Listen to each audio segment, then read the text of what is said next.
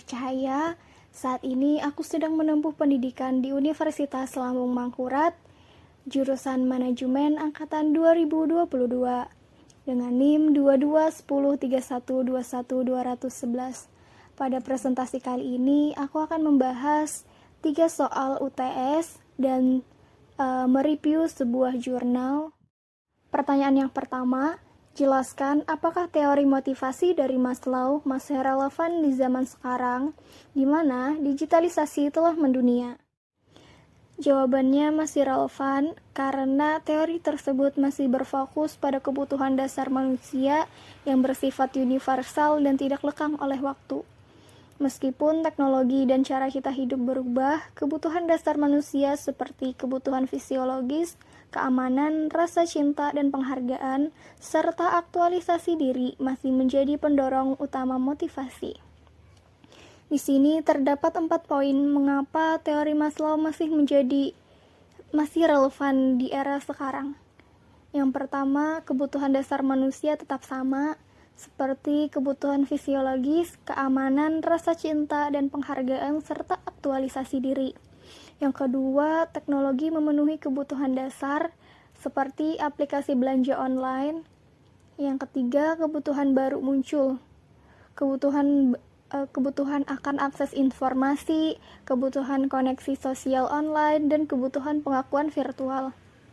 Yang keempat, teori Maslow fleksibel, yang mana teori ini menyatakan bahwa fleksibel dapat diadaptasi dengan berbagai konteks. Pertanyaan nomor 2, bagaimana ukuran kelompok, lingkaran fisik, dan budaya organisasi mempengaruhi perilaku kelompok? Lingkaran kelompok di sini terbagi menjadi 2, yaitu kelompok kecil dan kelompok besar. Untuk kelompok kecil itu terdiri dari 2-5 orang, lebih kondusif, komunikasi lebih mudah, partisipasi anggota lebih tinggi, namun pengambilan keputusan bisa lebih lama. Contohnya seperti tim proyek kecil, kelompok belajar, kelompok diskusi. Terus kelompok besar itu terdiri dari 6 orang atau lebih, kurang kondusif, komunikasi lebih sulit, partisipasi anggota lebih rendah, namun pengambilan keputusan bisa lebih cepat. Contohnya seperti kelas kuliah, departemen besar, rapat umum. Lingkaran fisik di sini juga terbagi menjadi 2, nyaman dan kondusif, serta tidak nyaman dan tidak kondusif. Untuk nyaman dan kondusif itu dapat meningkatkan fokus, produktivitas, dan kreativitas anggota kelompok.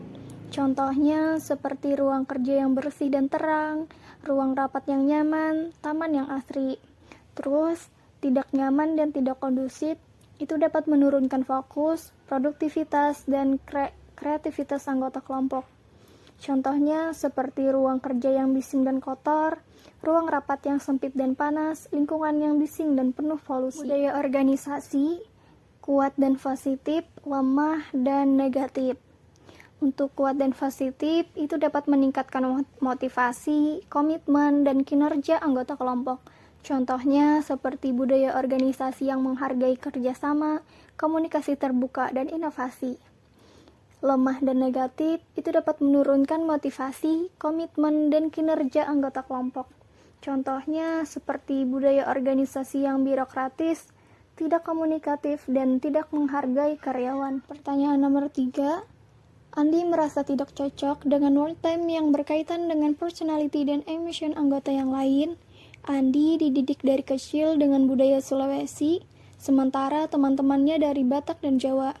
Seringkali masalah perbedaan budaya dan kebiasaan masuk dalam hatinya. Apakah decision making yang harus dilakukan Andi dalam organisasi atas kondisi yang ia hadapi? Ia sendiri pun tak mungkin mengubah budaya dan kebiasaan orang lain.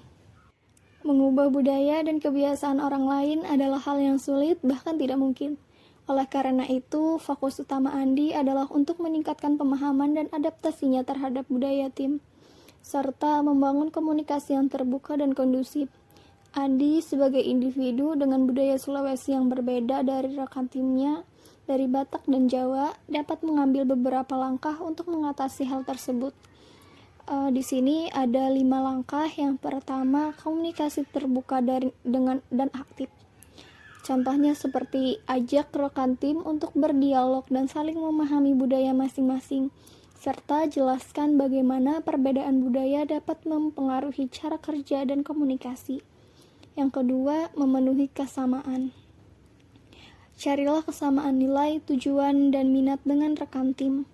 Yang ketiga, meningkatkan kemampuan adaptasi, bersikaplah terbuka dan fleksibel terhadap budaya lain, serta tunjukkan rasa ingin tahu dan antusiasme untuk memahami budaya lain. Yang keempat, manfaatkan kekuatan keberagaman, pandanglah perbedaan budaya sebagai sebuah kekuatan dan sumber ide baru. Yang kelima, mencari bantuan. Jika sulit dalam menyelesaikan masalah secara mandiri, Andi dapat mencari bantuan dari atasan, mentor, atau pihak HRD. Ini aku akan mereview sebuah jurnal yang berkaitan dengan pengaruh nilai, sikap, dan kepuasan kerja terhadap kinerja karyawan di PT Telekomunikasi Indonesia Tbk. Abstrak, jurnal ini meneliti pengaruh nilai, sikap, dan kepuasan kerja terhadap kinerja karyawan di PT Telekomunikasi Indonesia Tbk. Penelitian ini menggunakan metode kuantitatif dengan teknik analisis regresi linear berganda. Hasil penelitian menunjukkan bahwa nilai dan sikap berpengaruh positif terhadap kinerja karyawan, sedangkan kepuasan kerja tidak berpengaruh signifikan. Landasan teori nilai.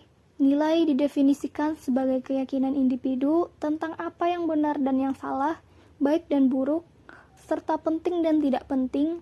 Nilai individu dapat mempengaruhi perilakunya, termasuk dalam bekerja. Teori sikap didefinisikan sebagai kecenderungan individu untuk menyukai dan tidak menyukai sesuatu. Sikap individu terhadap pekerjaannya dapat mempengaruhi kinerjanya. Teori kepuasan kerja didefinisikan sebagai perasaan positif dan atau negatif individu terhadap pekerjaannya. Kepuasan bekerja yang tinggi dapat meningkatkan kinerja karyawan. Teknik analisis. Penelitian ini menggunakan teknik analisis regresi linear berganda untuk mengetahui pengaruh nilai, sikap, dan kepuasan kerja terhadap kinerja karyawan. Kesimpulan, nilai dan sikap berpengaruh positif terhadap kinerja karyawan di PT Telekomunikasi Indonesia Tbk. Hal ini berarti bahwa karyawan memiliki nilai dan sikap positif yang cenderung memiliki kinerja yang lebih baik. Namun, kepuasan kerja tidak berpengaruh signifikan terhadap kinerja karyawannya. Hal ini dapat disebabkan oleh beberapa faktor, seperti gaji yang rendah, beban kerja yang berat, atau lingkungan kerja yang tidak nyaman. Sekian presentasi dari saya, kurang dan lebihnya saya mohon maaf. Bye-bye. Sekian presentasi dari saya, kurang dan lebihnya saya mohon maaf. Bye-bye. Sekian presentasi dari saya, kurang dan lebihnya saya mohon maaf. Bye-bye. Sekian presentasi dari saya, kurang dan lebihnya saya mohon maaf. Bye-bye.